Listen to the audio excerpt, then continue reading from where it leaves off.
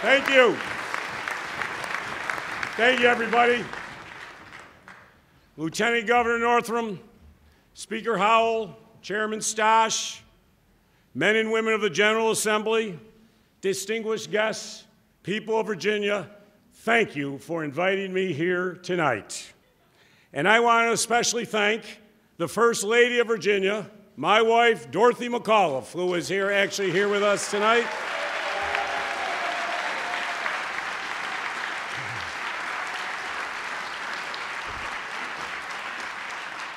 I especially want to thank Dorothy for her compassion, her energy, her commitment to making sure that not one single child in Virginia sits in a classroom too hungry to learn.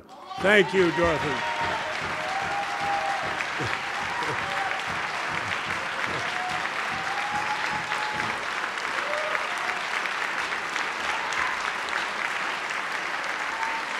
I'll be here for a while tonight. And finally, I want to thank my cabinet and the thousands of Virginia employees that they represent for the hard work and dedication to making sure this Commonwealth a world-class place to live, work, and raise a family. Thank you, Cabinet, for all the great work that you do.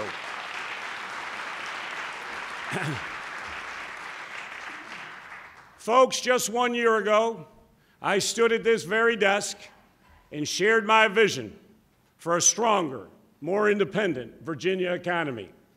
In that speech, I expressed optimism that we in this chamber could find common ground and advance the causes that Virginians care most about: job creation, economic development, education, and health care. 1 year later, I am proud to say that that optimism was well-founded. I want to first thank Chairman Jones, Stosh, and Colgan for working with me in a bipartisan fashion to balance our budget responsibly. Thank you, gentlemen.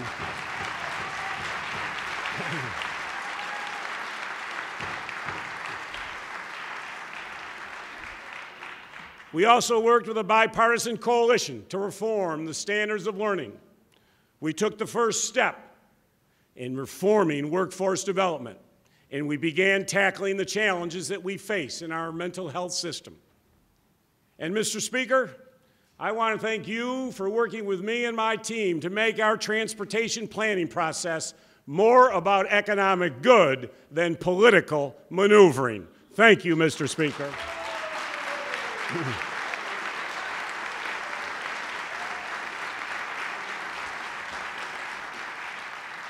We built on our Commonwealth's world-class business environment, helping more businesses expand here in Virginia and bringing new companies here to create jobs and to grow and create new ones for every part of the Commonwealth of Virginia. Those efforts, I am proud to say, are paying off.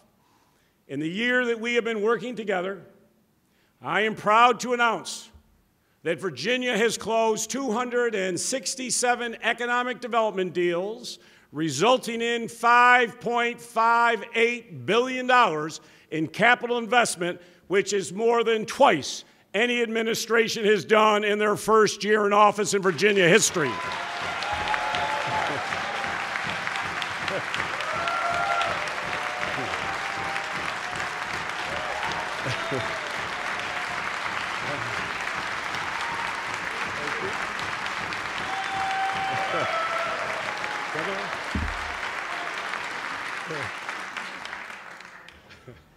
As you know, creating new jobs and building a stronger and more diverse Virginia economy has been the primary focus of my time in office.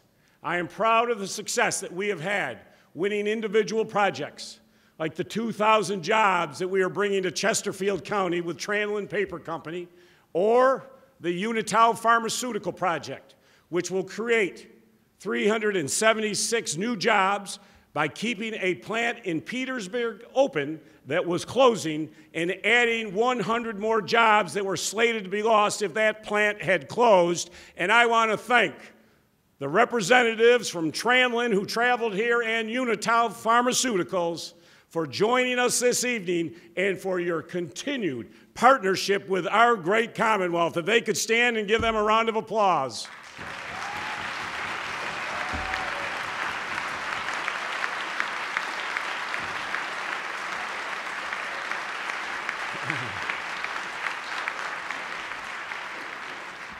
Now, I'm appreciative, but I got one more request. Now let's bring your corporate headquarters to Virginia as well.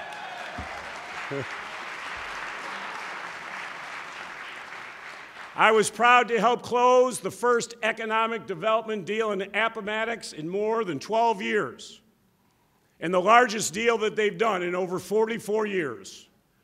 We brought a Chinese company back that took over a shuttered plant.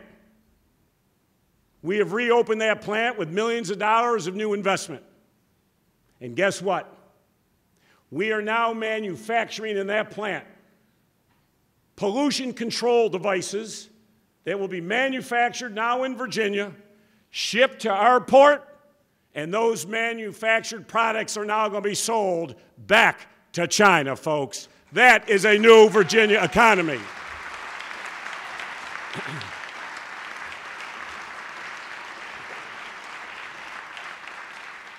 Last year, I stood in this chamber and announced my goal to make Virginia the East Coast capital for agriculture and forestry exports.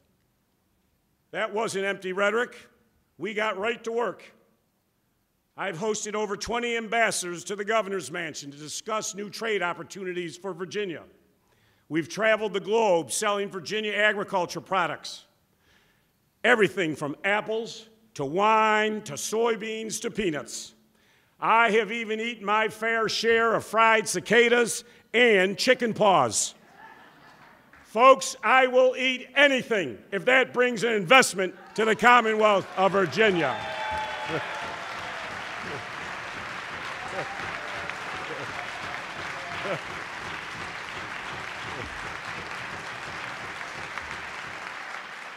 And I am so pleased to announce that our efforts are paying off.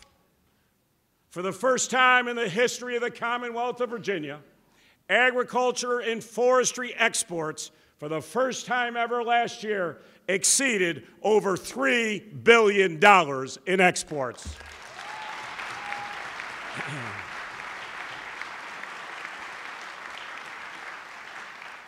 We outcompeted 200 cities across the nation to bring Stone Brewery to Virginia, and we beat out Mexico for the Continental Automotive's major expansion in Newport News. And I was just there the other day and announced another $100 million investment from Canon in Newport News. As you may all know by now, I love my job. Attracting new business investment to Virginia is an essential part of being governor, and we are having unprecedented success. But if we are going to continue our momentum, we must invest in smart incentive funds like the Governor's Opportunity Fund and the Agriculture and Forestry Industries Development Fund. These tools make Virginia competitive in a global economy, and they provide a real return on investment, both in terms of economic activity and revenue to our budget.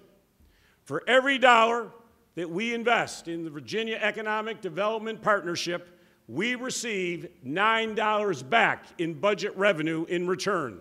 Folks, this is simply too good of a deal for our taxpayers. In this session, I look forward to working with you in a bipartisan way to preserve and expand these important investments for Virginia.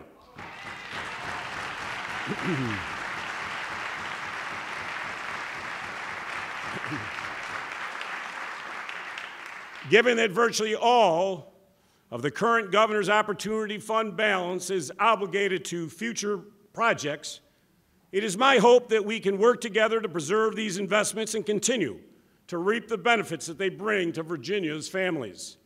I am also proposing legislation to strengthen management and oversight of the Virginia Tobacco Indemnification Fund so that we can maximize return on investment and preserve this important driver of economic development in the tobacco region for many, many years to come.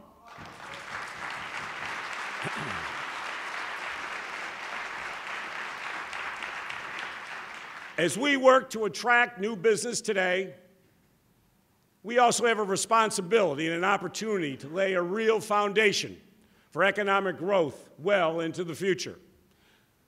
When I talk about building a new Virginia economy, that is exactly what I mean. Establishing the economic infrastructure it will take to outcompete 49 other states and 200 nations around the globe, even in the face of damaging defense cuts and economic headwinds. When I presented my budget proposal to you last month, I spoke of the impact our sluggish economy has had on our state revenues. Virtually all of that drag has been created by federal policy decisions, the most damaging of which, as we know, is sequestration. Automatic federal budget cuts reduced military contracts in Virginia by $9.8 billion between 2011, 12, and 13. And according to a George Mason University study, they threaten to eliminate 154,000 jobs in the Commonwealth, which is about 4% of our workforce. And if Congress does not act by October 1st, we could be looking at around another $50 billion in additional cuts nationwide. That would have a disproportionate effect on our economy, particularly in Northern Virginia and Hampton Roads. Even in the face of these cuts, our close relationship with the Department of Defense and the federal government will continue. And I intend to continue fighting for every single dollar that we can get. I was proud to work with Senators Warner and Kane and our congressional delegation to help fight off an effort to decommission the USS George Washington aircraft carrier. Had that happened, we would have lost thousands and thousands of jobs here in the Commonwealth. I was similarly thrilled to help convince the United States State Department and the General Services Administration to choose our own Fort Pickett as the new home of the Foreign Affairs Security Training Center, which will bring as many as 500 new jobs and millions of dollars of investment with it. Federal spending will continue to be an asset to our economy. But there is no question that the foolish sequestration policy born out of a dysfunctional Congress is doing real harm and damage to our economy and to many Virginians' quality of life. What remains to be seen is how we respond to this new reality, that the days when Virginia could simply rely on federal spending to buoy our economy in both good times and bad are over. If we are going to preserve Virginia's position as a global economic leader, we must open up new avenues for growth that are not dependent on federal government spending.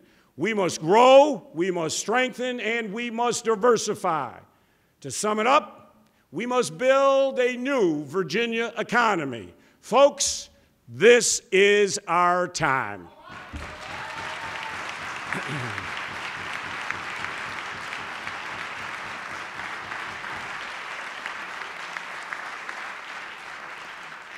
If you look at the policy actions that my administration has taken and the proposals that I have sent before the General Assembly this year, you will find that every one of them comes back to creating new economic opportunity for all Virginians. I know many of you will agree that the first step that we must take to achieve that goal is to develop a world-class workforce and innovative program so that our employers can get the employees they need for a 21st century economy. We know that Virginia is home to the best workers on the planet. We owe them a workforce development system that prepares them for economic success from infancy all the way through adulthood.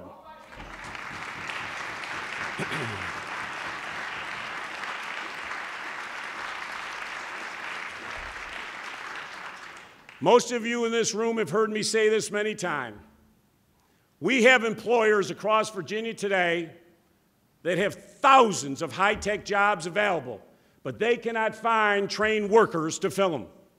If we're going to keep these companies in Virginia and bring in new ones, we must build a world-class workforce system that better aligns our training programs with the needs of our employers.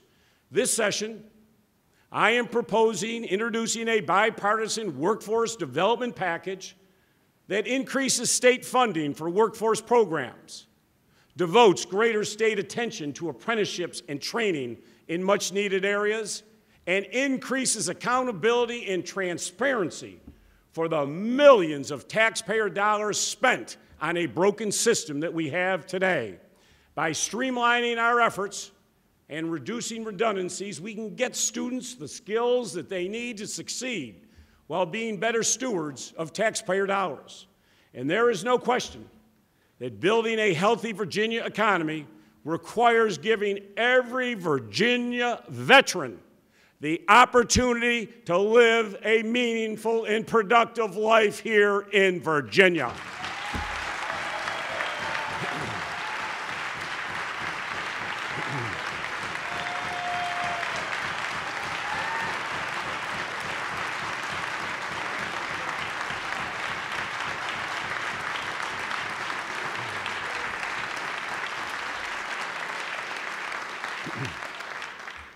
I am proud of the work that my administration is doing, encouraging companies to hire veterans, particularly through the Virginia Values Veterans Program.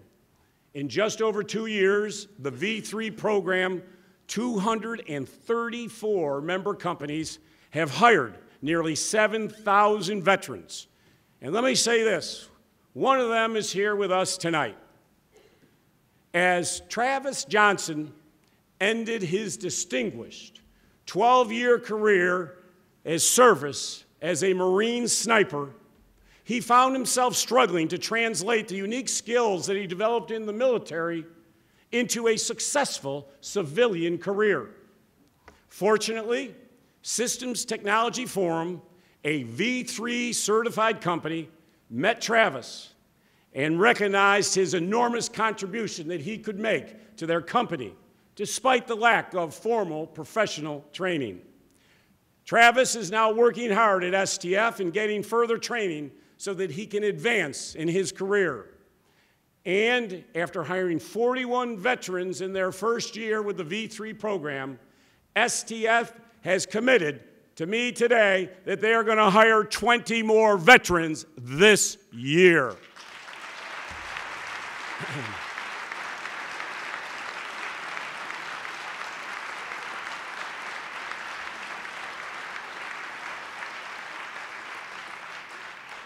So Travis, thank you. Thank you.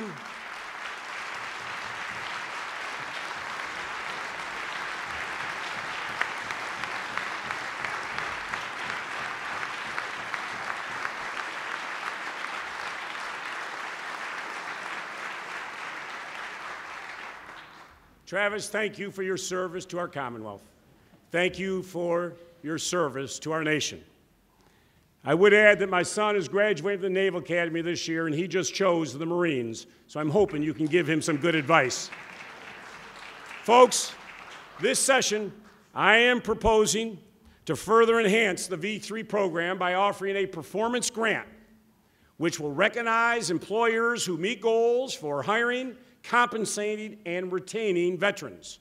Additionally, we should ease the transition from military to civilian life by passing legislation requiring the Virginia Community College system to award greater credit for the skills and training veterans receive during their time in military service.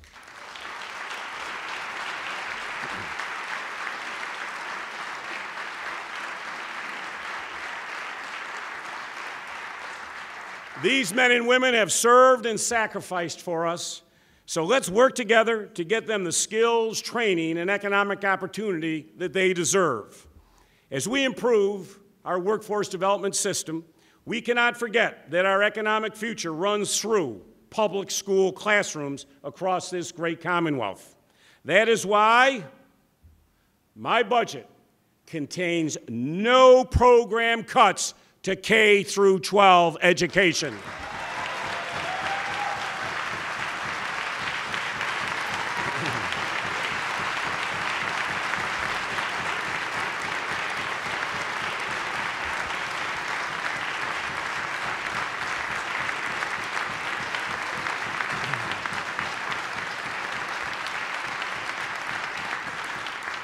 And no additional cuts to higher education.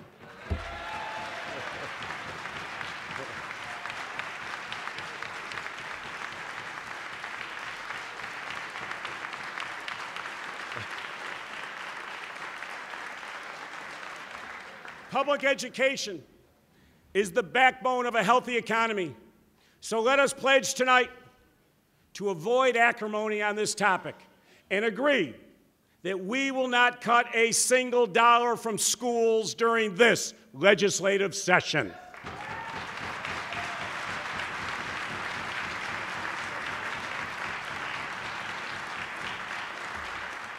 If we are going to lead in a global economy, we cannot wait until our students reach kindergarten to begin preparing them for success. Last year, as you know, I formed the first ever Children's Cabinet, as well as the Commonwealth's Council on Childhood Success, and I asked them, let's take a 360-degree approach to increasing economic opportunity for Virginia students from before birth all the way through adulthood. And we are already making great progress. I was proud to work with the United States Secretary of Education, Arne Duncan, to help secure a $17.5 million grant just last month to expand our preschool program so that another 1,600 at-risk 4-year-olds can now learn in a pre-K classroom in their community.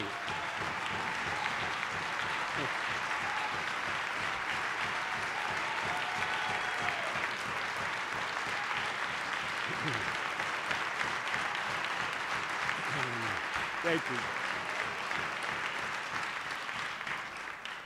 We will put every federal dollar that we can get to work preparing our students to succeed.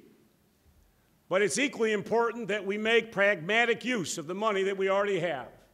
So I have introduced budget language that will allow communities that have exceeded their pre-K budgets to receive leftover funds not used in other divisions so that they can offer more children the great start that their education that they deserve.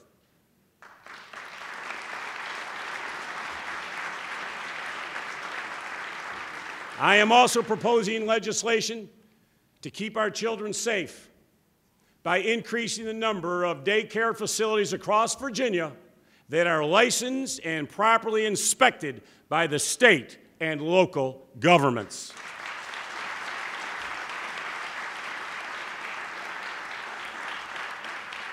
Just as some students need a little extra encouragement, sometimes entire schools sometimes need additional support. I've included funding in my budget to help train principals in areas with underperforming schools so that they can steer their teachers and students toward greater academic success. As a key element of increasing student achievement, we need to make sure that every child in the Commonwealth of Virginia has access to quality nutrition.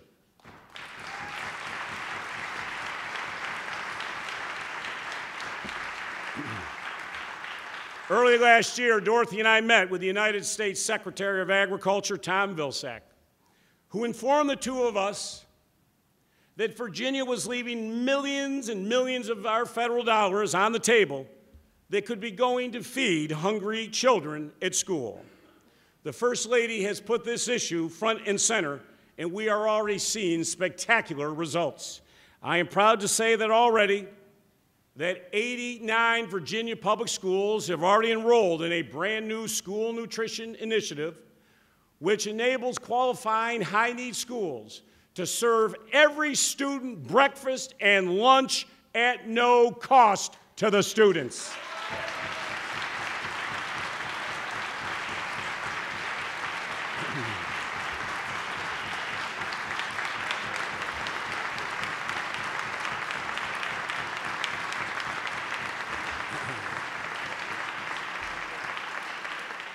Dorothy has also worked to increase Virginia's participation in summer school nutrition programs. This is a great start, folks, but we still have much work to do. My budget plan includes funding to help schools expand their breakfast programs so that every Virginia student can start his or her day ready to learn. Once again, Dorothy, thank you for your leadership on this important issue.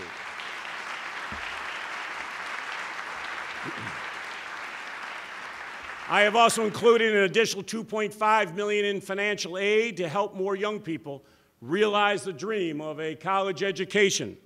That dream is a key step forward, economic success for people all across the Commonwealth.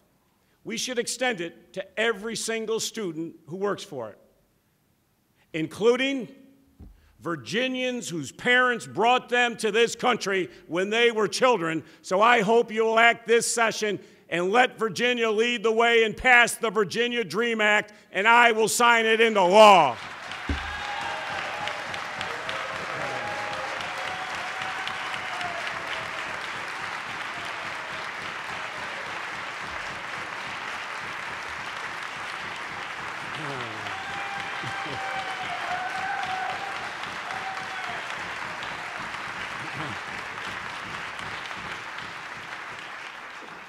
My budget proposal makes key investments in Virginia's research and technology infrastructure. I have included $4.2 million so that we can compete for the new ion electron collider at the Jefferson Lab in Newport News. That new $618 million facility would create more than 4,900 jobs within a decade and add $708 million to the Commonwealth's economy. It will also make Virginia a world leader in high-energy physics. And folks, let me be clear. Our sole competition for the ion collider is the state of New York, and we simply cannot let those New Yorkers come down to Virginia and take our projects from us.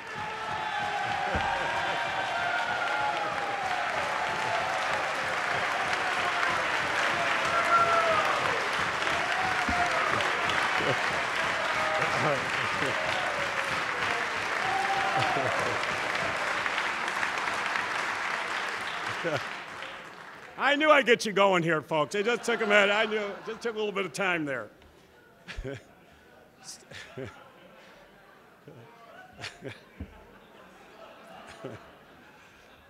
was pretty good.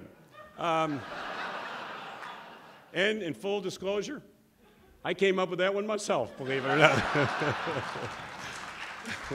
Since the start of my administration, improving Virginia's state cybersecurity infrastructure, as you know, has been a top priority. This is one of the few areas where the federal government will be making major investments in the coming years, and we have an opportunity here in Virginia to lead. Soon after taking office, I launched the Virginia Cybersecurity Commission, chaired by Richard Clark, as you know, who has advised 3 presidents on national security and counterterrorism issues.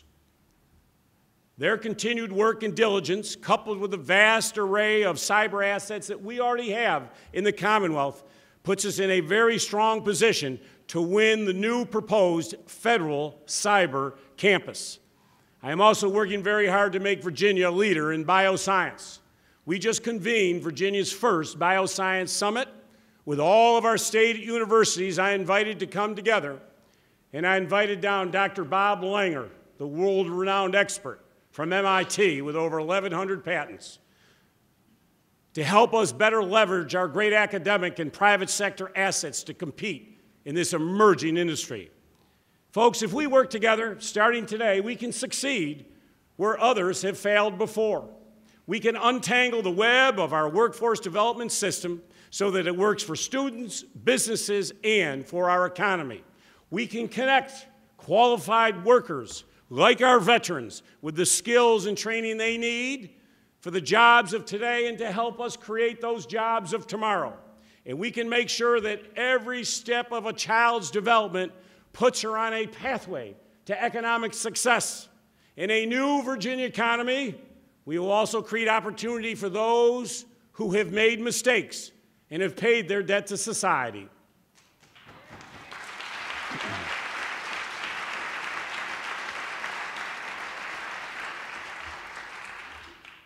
Virginians like James Ray, a Vietnam veteran who returned from the Gulf of Tonkin and the Vietnam Wars, he told me, a different man.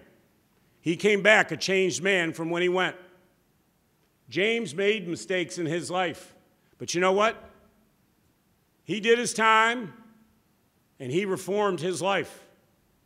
James deserved a second chance to be a productive member of our society. And I was honored personally the other day to restore his rights and to be part of what he called the greatest day of his life. I have made restoration of civil and voting rights of former offenders a central focus of my administration. And I'm proud to stand here today, and in just 1 year, we have restored the rights of over 5,200 former offenders, and that is more than any governor has done in their first year in the history of the Commonwealth of Virginia.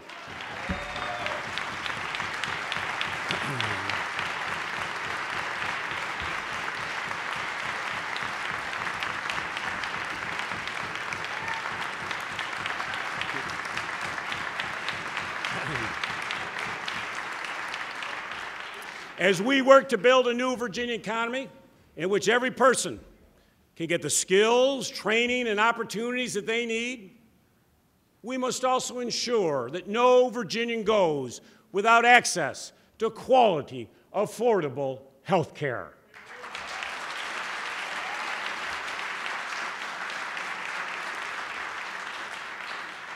People who can see a doctor when they are sick without incurring devastating costs can realize their full economic potential. But people without coverage are one illness or one accident away from economic ruin. If we're going to build a new Virginia economy, we must get those hard-working men and women the care and health care that they deserve. And the truth is, we've already paid for it. With one vote this session, we can get health care for 400,000 of our fellow Virginians, create up to 30,000 new jobs, and save our current budget $105 million. With one vote, we can ensure that hospitals across the Commonwealth can stay open and eliminate a key barrier to economic success for so many thousands of our friends and neighbors.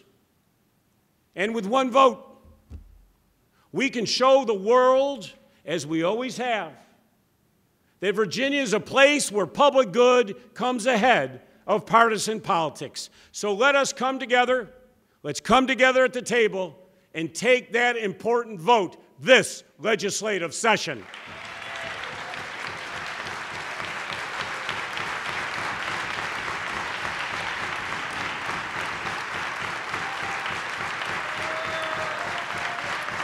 Thank you.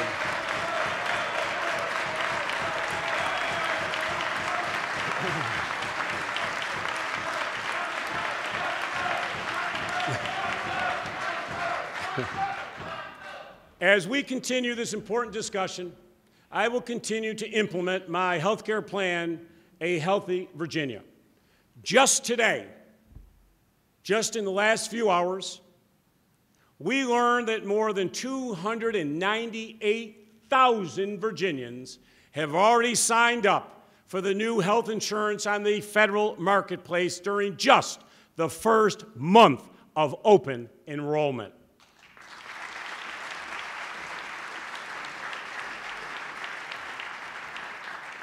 Many of the people who have signed up so far are newcomers to the marketplace, but many others are just renewing their plans that they purchased last year. I met one of them last month in Roanoke. Cara Joy started her own business, a hair salon, 4.5 years ago. And as she told me, it was a real struggle. And it was a real struggle for her to afford health care. She had a plan, but it was limited and it was expensive. Last year, she got help signing up for a better plan through the federal marketplace that is more affordable and offers prescription drug coverage for which her previous plan did not offer. CARA is just one reminder that a healthy economy needs healthy citizens, and I am glad that CARA was able to join us here tonight, and congratulations and good luck in your business, CARA.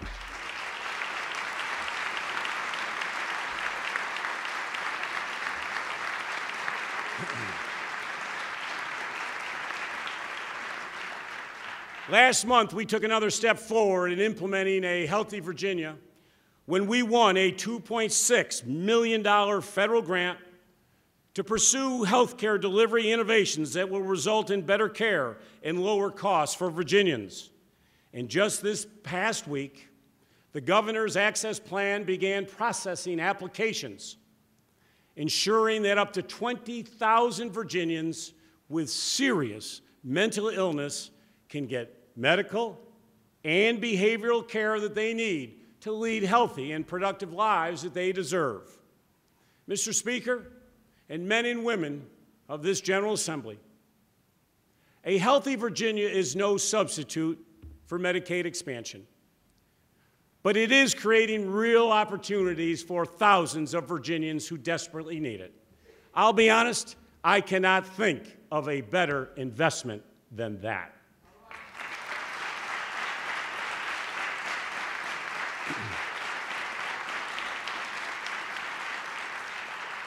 As we strengthen our human capital by improving workforce training and access to health care, we must also enhance the infrastructure upon which our economy is built: transportation, energy generation and transmission, ports, airports. These are the building blocks of our commerce system, and a new Virginia economy, they will be the envy of the world. Thanks to the leadership of many of you who are here today in this room, we have made great progress funding transportation maintenance and construction. But there is more that we must do in order to build the infrastructure that we need to drive our economy into the future. Increasing Virginians' access to rail and other forms of public transportation is a key element of easing congestion and expanding economic opportunity.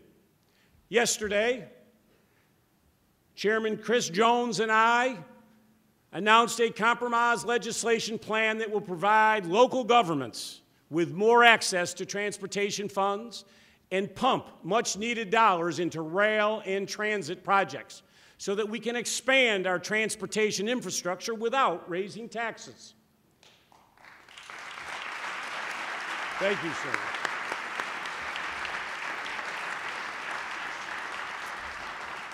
Another challenge we must tackle together is reforming our public-private partnership program. P3s are a vital tool for Virginia's transportation network. But as we learned, after we wasted $300 million and we're still counting on Route 460, a road that not a single shovel had been put in the ground, nor had a permit even been requested to build that road. So, our P3 program is open to mismanagement and abuse. And I stopped all funding on Route 460, and I will stop every project that wastes our Virginia taxpayer dollars.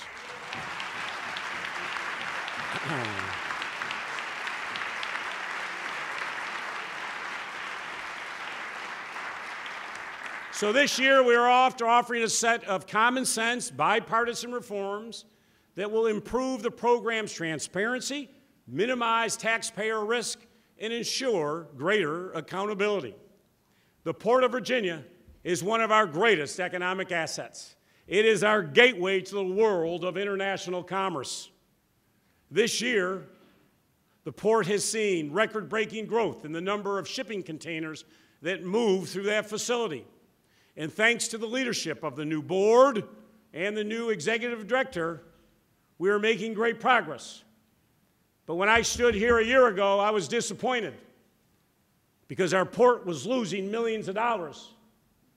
And I had to discover that the port for years had not even been meeting their debt covenants.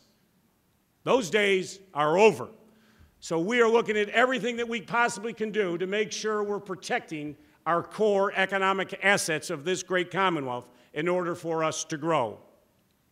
The energy sector in Virginia holds tremendous potential for economic growth and development, but the potential will be unfulfilled if we are complacent. This session, we will advocate for legislation to increase the diversity of our fuel mix through increased utilization of zero-carbon emitting sources such as solar, wind, and nuclear. These growing techniques and technologies will not only help Virginia create new jobs, they will also reduce our emissions as we work to mitigate the impacts of global warming. We will work to increase renewable development through public-private partnerships by creating the Virginia Solar Development Authority. And we will introduce legislation to create an energy economic development fund to provide Virginia with yet another tool to attract new, large, job-creating businesses and help our existing businesses grow. Workforce development, education, healthcare, and economic infrastructure are essential ingredients to a strong economy. But so is giving businesses the confidence that this Commonwealth is home to transparent and accountable government. I want to applaud both chambers of this General Assembly for returning to Richmond with a seriousness of purpose that reforming our ethics laws demands. On my first day in office, I honored a campaign pledge that I put a $100 cap of gifts on myself, my family, my administration, and their families. And I am confident that by the time we adjourn, we will have made a $100 cap on all gifts, the standard for all Virginia public officials.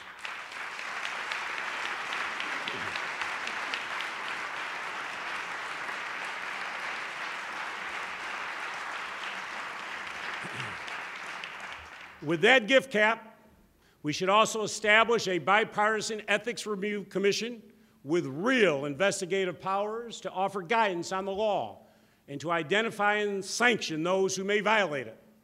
I also hope you will pass my proposal to prohibit fundraising activity both in regular and special sessions. Right now, the only thing that makes special sessions special is that we can still raise money. This session, we can work to erase that inconsistency from our ethics laws. Additionally, this session is our opportunity to adopt the common sense position that people who sit on boards and commissions should be prohibited from voting on matters that benefit their family members, themselves, or their business partners.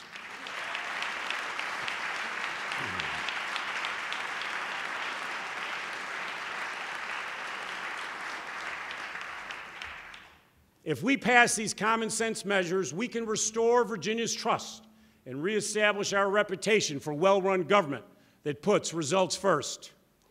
We should also act this session to reassure families that we serve that we are doing everything we possibly can to keep them safe. We can no longer stand by as our fellow Virginians are lost to preventable and senseless acts of gun violence. As a gun owner myself, I fully believe that law-abiding citizens have a right to responsibly own and carry firearms. But as we have learned far too many times, with far too many tragedies here and across the country, there is a difference between responsible gun owners and those who violate the law or are likely to use firearms in a manner that endangers lives. I have proposed several common sense restrictions for Virginians to keep them safe without infringing on the right of responsible, law-abiding citizens. If we work together this session, these proposals will keep guns out of dangerous hands by closing the gun show loophole,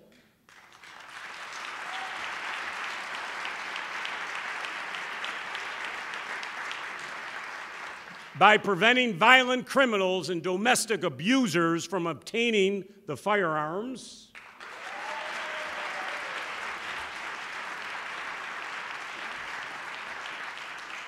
and revoking concealed carry permits from those who do not meet their legal obligation to pay child support.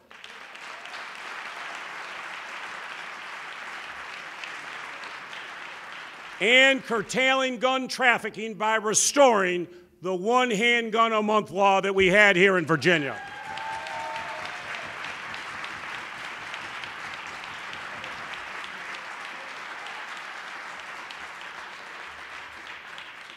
Even one Virginian's precious life is too high a price to pay for our inability to reach a reasonable compromise on gun safety. Before I move on, I want to recognize someone special. His name is Colin Goddard. He is here with us tonight. Colin Goddard is a survivor of the 2007 shooting at Virginia Tech in which 32 students were killed with faculty members. Colin Goddard was shot 4 times. That young man still has 3 bullets in his body. And I want to thank him for coming here tonight and standing by our side every step of the way to make Virginia a safe place for our families.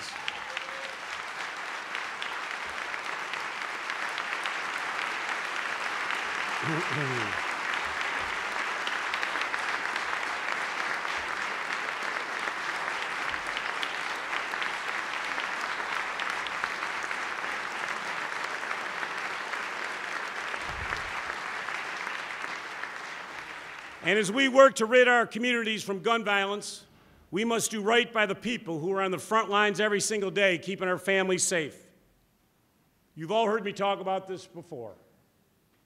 I find it appalling that sheriff deputies who risk their lives to protect Virginians often earn so little that they qualify for the Supplemental Nutrition Assistance Program.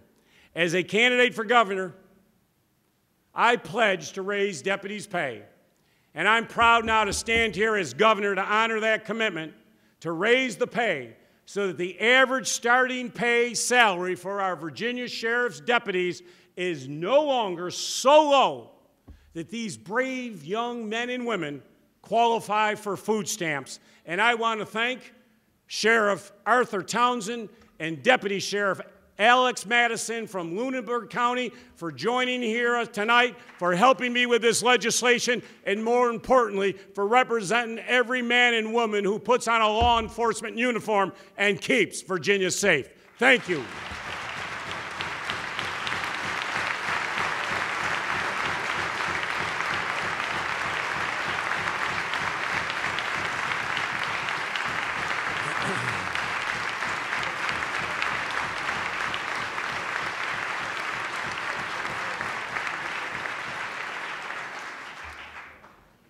In a new Virginia, every person will have an equal right to succeed, regardless of his or her race, gender, religion, or sexual orientation.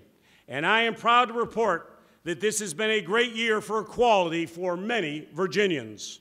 The Supreme Court's decision to legalize same-sex marriage in Virginia and many other states means that decisions about marriage are now left to loving adults instead of their government.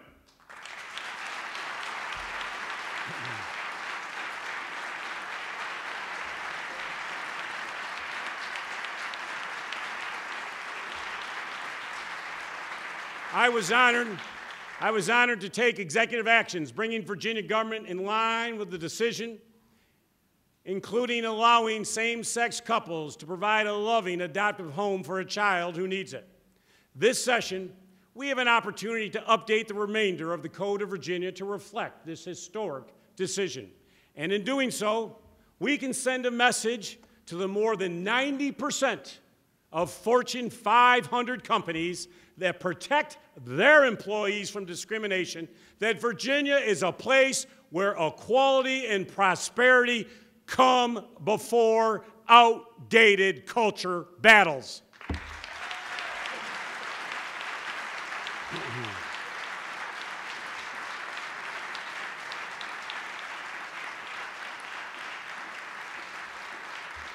Ours is a Commonwealth that gave birth to a nation founded on the values of equal and individual rights.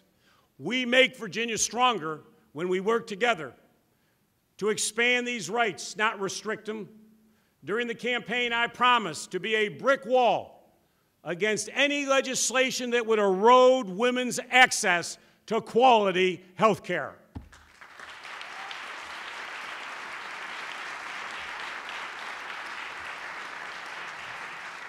And I am proud to stand here 1 year later and say that not one single woman's health clinic has closed in the Commonwealth since I took the oath of office.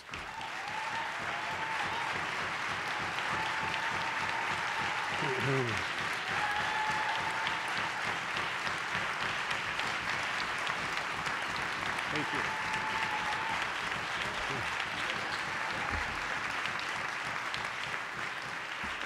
I have asked the Board of Health to revisit the onerous regulations that were threatening to shut down clinics that provide essential services like cancer screening and regular checkups. And I told them, take the politics out of the regulatory process and focus on safety and science and the reality of a woman's constitutional right to make her own health care decisions with her own doctor.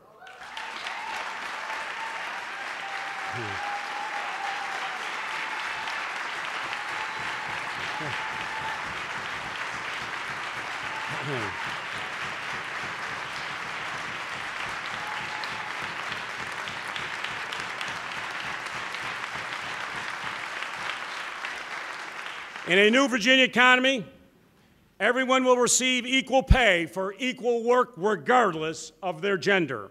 Today, a woman in Virginia makes just 79 cents for every dollar a man makes. Folks, this is unacceptable, and it's hurting our communities, and it's hurting our economy. So this session, I am introducing legislation that will increase the penalties for companies that fail to pay every worker equally for the hard work that they do. And as we rid our Commonwealth of pay disparities that hurt our economy, we will also send a message to the world that Virginia is a leader in keeping our residents safe from the threat of sexual and domestic violence. Earlier this year, I created a task force to combat sexual violence on our college campuses, chaired by our Attorney General, Mark Herring, to develop a broad-based approach to deal with this very important issue. They are already doing great work and will deliver recommendations to me by June. But there are several common steps that we can all take together now to make our communities safer. I am proposing that the State Council of Higher Education for Virginia develop a unified sexual misconduct policy for all of Virginia's public colleges and universities by July 31st of this year. And I'm also proposing that Virginia public colleges and universities place a notation on academic transcripts in cases where a student is dismissed from that institution for violation of the school's sexual misconduct policy, student code of conduct, or the university's honor code. I know these are difficult and challenging issues, but I know if we work together, we can make our schools and our communities safer. I would be remiss if I did not mention our hardworking state employees who wake up every single day determined to make Virginia a better state in which to live. They deserve our thanks for their hard work and dedication under often sometimes challenging circumstances. But in addition to our gratitude, let's be clear, our state employees deserve a raise.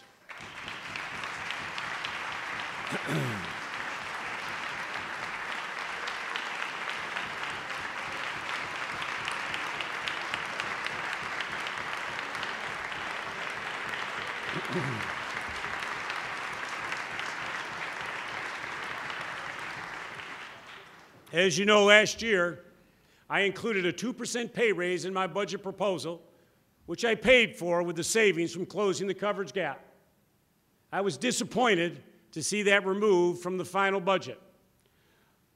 While our revenue picture prevented me from including a raise in the budget I submitted last December, I know that many of you in this chamber would like to see our final compromise include a raise for our state employees. Let me be clear, I am open to that idea. If you come to me with a plan to raise state employee pay, I will give it the consideration that it is due, as long as it does not cut education, health care, or other essential services.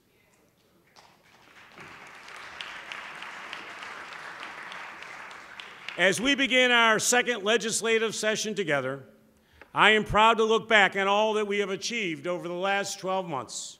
New jobs and tremendous investment in our economy, a responsibly balanced budget, smart reforms to our school testing and transportation prioritization process, a stronger mental health system, greater equality of opportunity all across the Commonwealth.